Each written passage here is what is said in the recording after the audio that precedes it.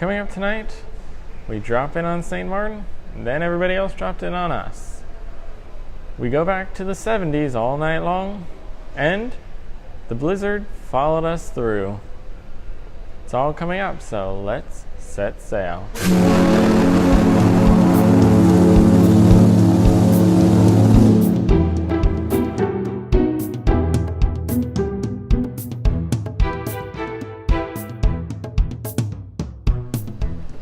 Welcome to day number 5 of the cruise view from onboard the MSC Seaside. Today was Wednesday, November 28th, 2018, and our third port of call of this voyage. Today we were docked in St. Maarten for a very busy port day. There were a total of 6 different ships in port. Started off this morning at 5:45 a.m. When I woke up, we were already pulling into our spot alongside the pier. And by 6:20 we were basically docked and ready to get off the ship, even though our scheduled arrival was 7 a.m. So we're there extra early this morning, but that set us up for the rest of the ships arriving, as almost every 20 minutes, pretty much on schedule, every ship arrived. The Morello Explorer docking at 6:40 a.m. directly across the pier from us.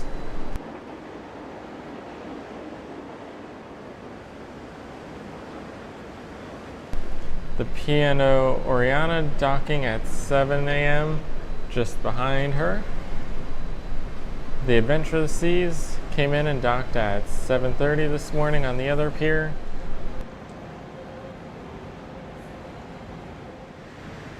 And then after that, the Harmony of the Seas arrived, docking at 8:25, actually 25 minutes behind schedule for her. Not sure what the cause of that was, but she was the only one that came in late for her 8 a.m. arrival. Everybody else was scheduled for either 7 or 8 a.m. and made it there either right on time or early this morning.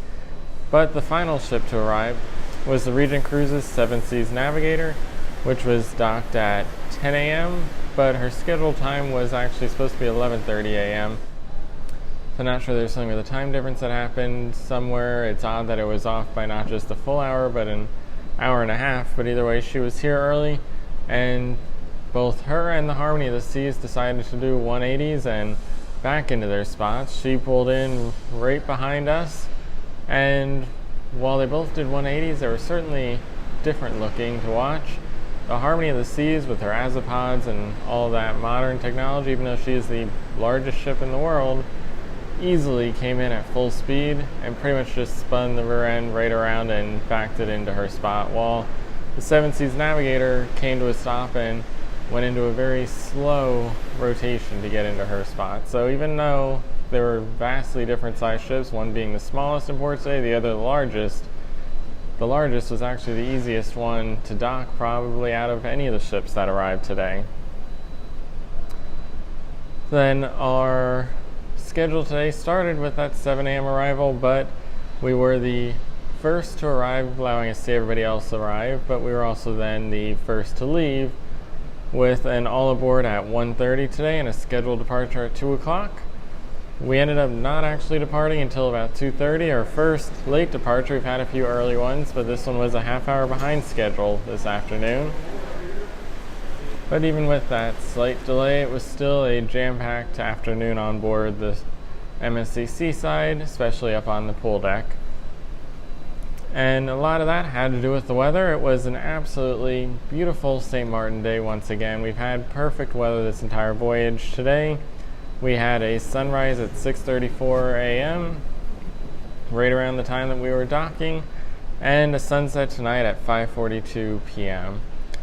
The high for today was listed as 94 degrees, and it was an absolute scorcher out there once again, just like we saw in St. Thomas, where it was incredibly hot whether you were on land or on the ship. It was just a very, very hot day once again for everybody. And today we did have mainly blue skies. There were a few clouds, but for the most part it was blue skies for the day. There were no rain showers, nothing really that came through. And wind speeds today were about 5 knots or less while docked, so very gentle to non-existent breeze as well, so not a whole lot to help cool you down and get you through that heat. And once again, a lot of that heat did come from the sun. If you just stood in the shade, it was pretty comfortable out there, but standing in that sun was unbearable for most people.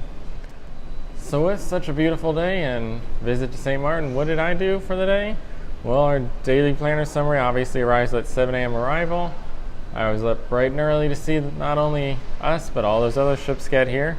And then I chose to spend the rest of the day on board the ship, enjoy the Seaside and her emptiness. I don't think I've seen her as empty this entire voyage, and I don't think I've ever seen any ship as empty as this one got this morning. Right after the arrivals were completed, I walked around the ship up on the pool deck, which I've mentioned many times as being completely jam-packed with people. I was the only one up there at certain points. There was absolutely nobody this morning. Normally, by that time, there would have been towels on every single chair. 90% of the deck would have been filled with people already.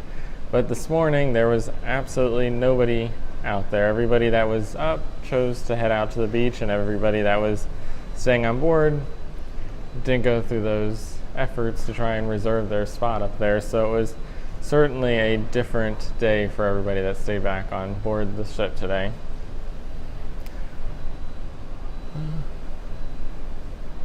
This afternoon, though, I did spend a few minutes to head off to the pier area to see the ship from on land once again, see what our own ship looks like and all those other ones.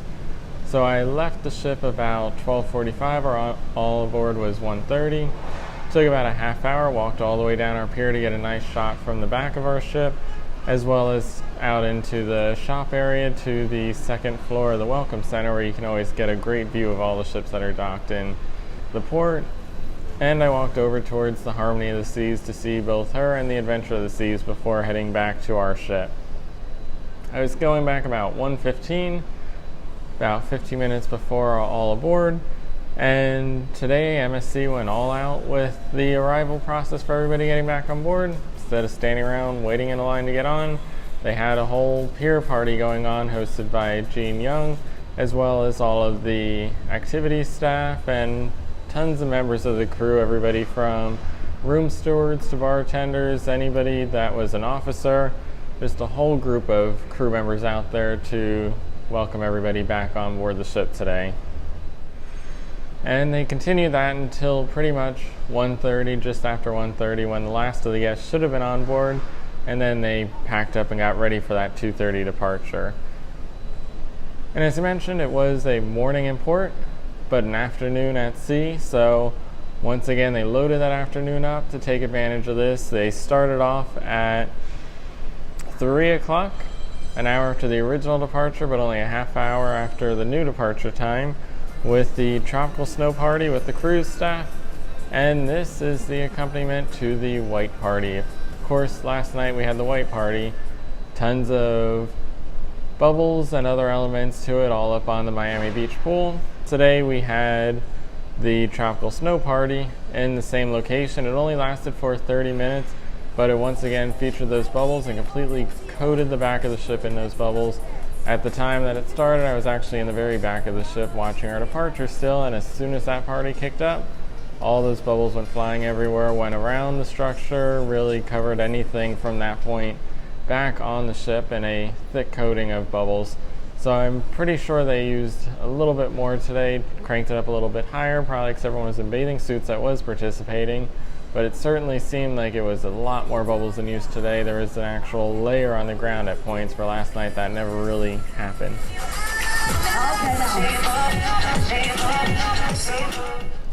And then as that concluded, they immediately filed into the next item. At 3:30 was the staff first guest water polo match. Once again, Miami Beach pool up on the top deck. And that is pretty much as it sounds. A team of officers competing against a team of guests in a water polo match up in the pool area. And that wasn't even the last part of the day. It continued on from there. There were, I think, 2 more events scheduled pretty much back to back all afternoon to fill the schedule out with more things to see and do. And that is something new that we hadn't seen earlier in the sailing. I don't know if perhaps they figured people are exploring, they're out to get their suntans at the beginning of the cruise. Now we've been on here for 5 days, seen everything, done everything, and people need a little more to do. They get tired of laying out for the suntan, so they're scheduling a bit more. But either way, it's nice to see a lot more items getting included in the daily planner, a lot more stuff to see and participate in for everybody. And then from there, of course, we're getting close to our dinner time, but first we had at 5 o'clock a special event for all of the Black Card members of the MSC Voyagers Club. That took place up in the Haven Lounge, featured some complimentary drinks, some hors d'oeuvres, and a moment where Gene, the cruise director, as well as the captain, came out to say a few words with all of the other main officers behind them the whole time. And that lasted pretty much exactly a half hour till 5:30, which was our dinner time. For dinner tonight, we once again went to the Seashore Restaurant. We had a surprisingly good menu tonight. For my starter, I went with the cream of chicken soup, as well as the mozzarella and tomato stack caprese style. And cream of chicken soup was pretty much as you'd expect, nothing too special. It wasn't bad, but it wasn't really anything special like some of the other appetizers, as well as the mozzarella and tomato stack caprese style. There's not a whole lot you can do to kind of fancy that up or get it wrong. It's pretty much what it is. So both of those were decent items. And then for our entree, I got the potato gnocchi linguine style, and that was another delicious one. That was little gnocchi that were covered in pesto sauce, and it was a really delicious pesto sauce, and they put plenty of sauce on. A lot of times with dishes like this, they end up skimping a little bit and it can be dry, but this one was certainly wet enough to make it good. For my dessert, I went with a Schwarzwälder Kirschtorte, which was basically Black Forest cake, and it came as a little almost tart-like piece of cake. It was nicely rounded and shaped. Not sure if they made them as individuals or a giant sheet cake, but either way, it was not the traditional giant slab of cake that you would get, but it was absolutely delicious tasting Black Forest cake. And in addition to that, I went with the crepe Suzette, which was supposed to be a caramelized crepe with vanilla ice cream and sliced toasted almonds, but it was really kind of bland. There wasn't a whole lot of flavor to the crepes themselves. There really wasn't much caramelization that you could taste at all on it. So it was just kind of bland. So unfortunately that one wasn't too good, but at least I had that Black Forest cake, which was delicious. Following dinner, we headed off to our show. Tonight's show was called Timeless. Just like the other ones, featured all those performers. And tonight's was again a little bit of a dream theme, going off into some different elements, including an absolutely incredible aerialist routine, as well as several other stunts and tricks as well.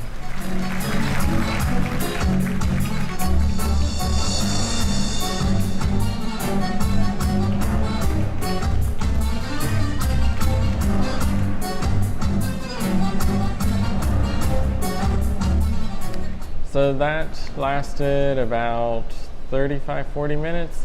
As I've said before, all our shows are a bit shorter, not a full hour like other cruise lines do. So that gave us plenty of time to get from the theater over to the Haven Lounge, where at 9 o'clock they had another edition of Name That Tune. This time, mentioned yesterday how they love following all their themes. This one was 70s songs, all to match the 70s theme that they have going on tonight. And that lasted about a half hour. And at 10 o'clock in the atrium, they then had the 70s highlights, which once again was the cruise director staff out putting on a little bit of a show for everybody, get them up into that 70s mood and ready for the party that was coming up later, because at 10:45, once again in the atrium, was the official 70s party of the ship. Fortunately, I did not get to attend that one. 10:45 was also the exact same time for the second showing of Beerprov. After seeing that first one, there was absolutely no way I'm going to miss another one of those, so that meant I opted for another edition of Beerprov over the 70s party, and it was certainly a great option to do. second time through, a lot of new games that they played, a lot of new bits, a whole lot of new stuff. So it certainly did not feel tired or repetitive. It didn't even feel like they repeated too much of the general overview stuff to leave everybody feeling like they heard it again or the new people excluded. They balanced it all just right, and really you definitely can see it every time you come on the ship and have an option to see it, because it always is new, always fresh, always something exciting to see. All right, what's another movie title? Come on, another one. Die Hard. I heard Die Hard. Sex with Me is like Die Hard. The first time is great, but you didn't need those 5 times afterwards. Yes, hey guys, Sex with Me is like Die Hard. I'll f for Christmas. It took place on Christmas. Sex with Me is like Die Hard. I've never seen it. Really? I really haven't. Really? Wow. I've seen Home Alone. It's the same thing, right? So that lasted until about 11:25, and then from there, most people went to the back of the ship, to the South Beach pool, where tonight they have the silent disco going on back there. So as you look out from deck number 8 on the pathway up there, you can see everybody down there participating in that party, but absolutely no sound beyond the sound of the voices of everybody chatting down there. Absolutely no music, just a lot of random dancing going on. So that is listed as the last event of the day, but there's one more thing. We changed our clocks once before. Tonight we are going back to East Coast time. So we have to adjust our watches by 1 hour tonight to ensure we stay on schedule for tomorrow. So that did it for our daily planner, our schedule of events that go on. And we have one venue tour today. It's once again not a true venue, but more of an area. Today we're going to look at the Piazza, which is located just forward of the atrium on deck number 8.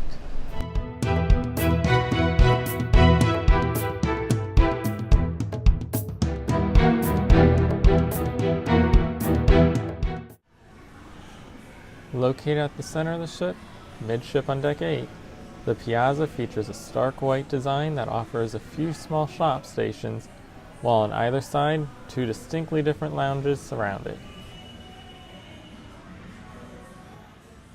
On the starboard side, you'll find the Seaview lounge. Named after the second ship in the class, this news lounge offers a quiet area to sit and read the paper. It also has a small stage that can be used for lectures and other events. In contrast, the port side features a sports bar. This traditional sports venue offers a variety of TVs to see the latest games, but in a unique twist, there are also several pods of varying sizes, each with their own TV. This allows groups to have a private area to watch their favorite team of choice.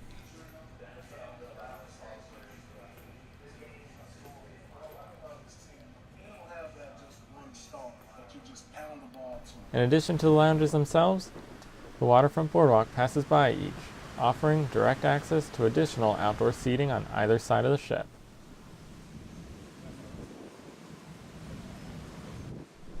So that is an area that I haven't personally spent too much time in, but it mainly consists of those 2 lounges that on most nights when you go by are pretty full and definitely getting their use out of. Then our daily dine today, we are looking at another one of those specialty venues. This time it is the Asian Market Kitchen.